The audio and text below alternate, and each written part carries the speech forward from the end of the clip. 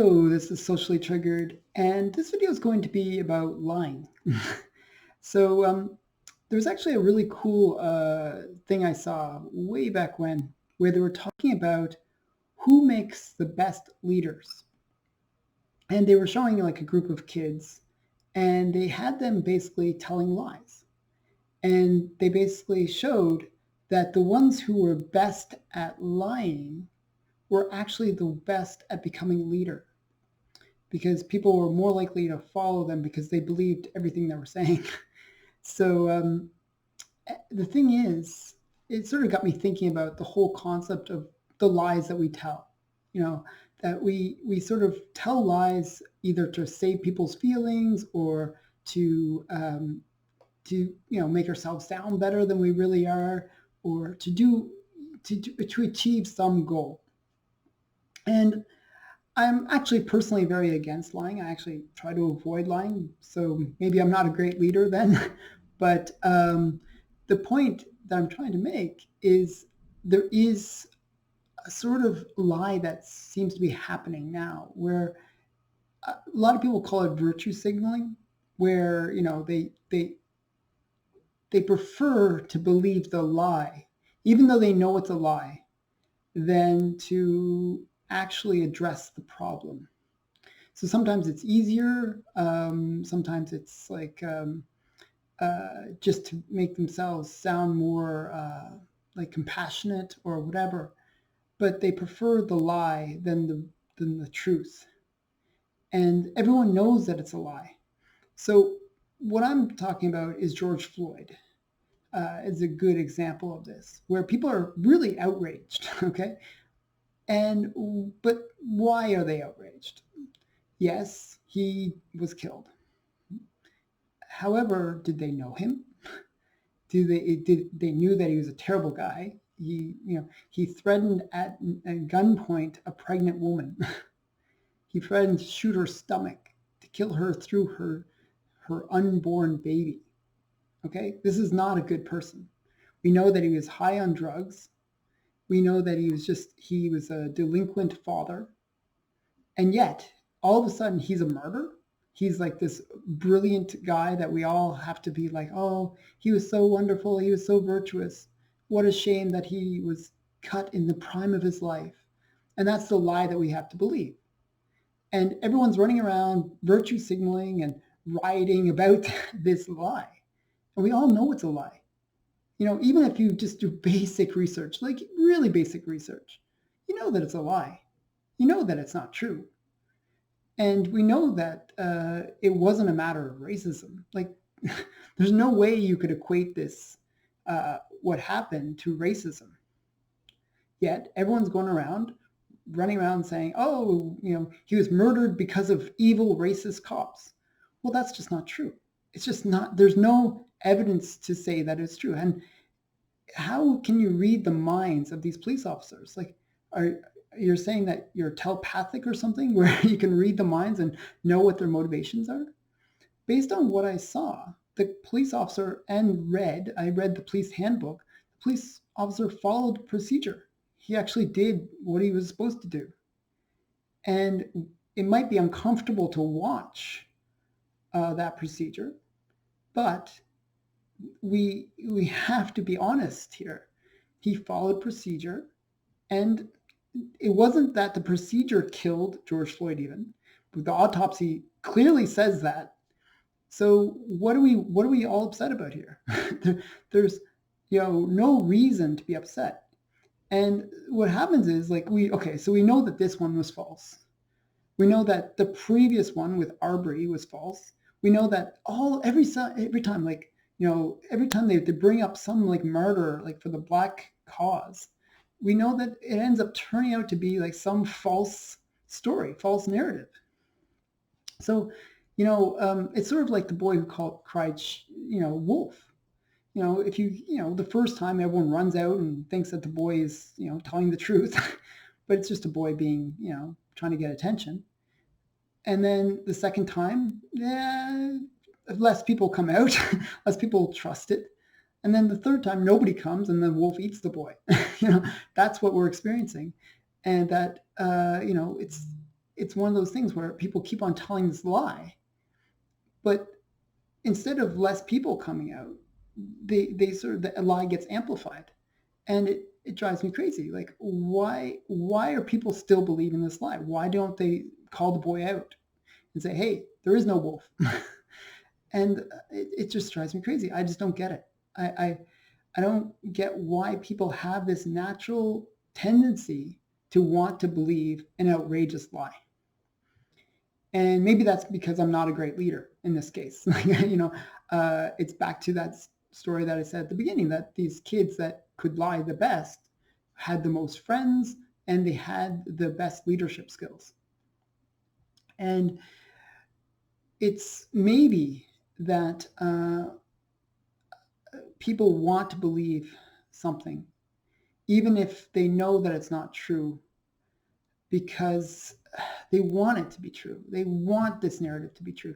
Like, everyone wants to be a victim nowadays. It's like, it's always nice to feel when people feel sympathy for you. Like, if you're sick and you're lying in bed and you're like all snuggled up in your bed, and then somebody brings you soup, and you feel, oh, that's so sweet that they brought me soup, and you're feeling better, but you're like, oh, maybe I'll just pretend to be sick for a little bit longer. I'll get more soup and I'll get more sympathy. And, it just is nice to stay in the nice warm bed. I don't really want to do anything. I want to be a little bit lazy. And you get that feeling of, like, being cared for. And it's a nice feeling. And that's kind of what's happening here, that by playing the victim, you get all these sympathy points, and people treat you better, and they give you that nice warm bowl of soup, like reparations if you're Black. It's like all these things that, people want to be protected and want, like, this kind of, soup bearing parent that gives them, like, the comfort that they're looking for. And I think that's the problem, that we accept an obvious lie in order to, feel that little bit of comfort inside. And people almost seek becoming victims because they want, that attention and that, that sympathy points, or whatever it is. Like, and then the people that are on the other side, the mother knows that you're faking. The mother knows that you're just putting the thermometer up against the lamp or whatever it is to make yourself look sick. But they too buy into the lie. They buy into the lie that you're sick because they like to nurture you. So it's a win-win where they, one caters to the other. And I think that happens because it feels good to help other people. And it feels good to be, like, caring for that, that weak child, or that, poor Black person. It sounds good. It feels good to be virtuous. And that's why I see all these people virtue signaling, like, where they, like, if you're one of these protesters, you're like, oh, it's like the world's going to end and everyone's so evil and the cops are so bad. And, they want to have as much sympathy and much emotion as possible, because the more emotion that they can pour at it, the more sympathy that they get.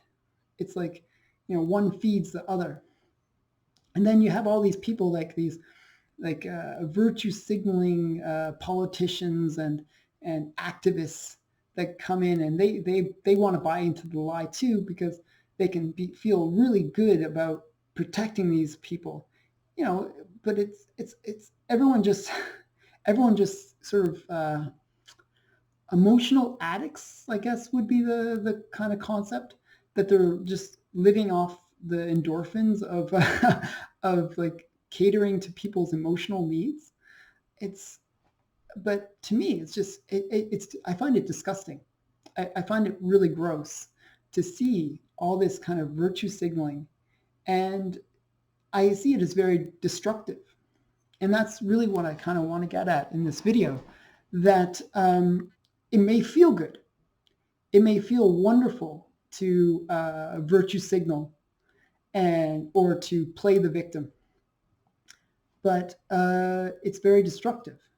emotionally so, and society, for our society. Like if you look at what happened with George Floyd, you get all these crazy riots, and you get these people that burn down entire uh, towns. Like they burned down the businesses, like 100, almost 200 businesses were burned down. And 9 people were murdered as a result of the riots, which is more than the number of unarmed Black people who died in America all of last year. Okay, so one series of riots killed more people than what they're actually getting upset about. And these are, good people. Like there was a police officer that was a Black police officer that was killed. There was a woman that was killed. There was like, a bunch of people that were just good, innocent people that had nothing to do with anything. And it was all over what we know is a horrible person. Like I don't like the idea that he died, and that it was sort of a senseless death. But he was not a good person. He was a terrible person. Give me a true martyr, like somebody that I can appreciate, that I can say, oh, that guy was awesome. George Floyd was a total piece of human trash. Okay, and that's me being honest. And I want people to be honest, because he was just a total waste. And he didn't even die the way that they said that he died. The way that people were virtue signaling and saying he died. He died of a drug overdose. He had huge amounts of fentanyl in his system. He had meth in his system. He was messed up. And, it just happened that the police officer was with him when he died. And the police officers actually called for medical assistance right at the beginning. And it just took them, the medical assistance a few minutes to get there. And it was just too late by the time the medical assistance arrived. So, what is the point? These men's lives who really just followed their own police handbook are going to get destroyed. Towns are being burned down, cities are being burned down, lives are being destroyed. And what benefit does it give us at all? So sometimes we have to stop the lying. I find it, as I said, I find it really disgusting, and it is destructive. Like you have now calls for the dismantling of the police in Minnesota. It doesn't even make sense. So this is Socially Triggered. I hope you enjoyed this video. Thanks for watching. Bye.